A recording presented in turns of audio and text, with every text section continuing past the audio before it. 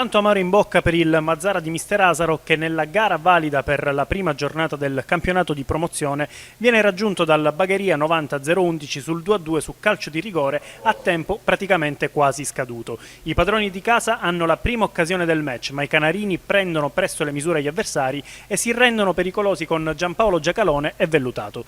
Intorno alla mezz'ora il Mazara si porta in vantaggio. Sugli sviluppi di un calcio di punizione Siragusa si fa trovare pronto e di testa mette in rete. La squadra palermitana prova a reagire con Graziano, Mazzola e Levantino, ma è al 41esimo che il Bagheria trova l'episodio giusto con il rigore concesso per un fallo di Sisavò su Mazzola e trasformato da Butera.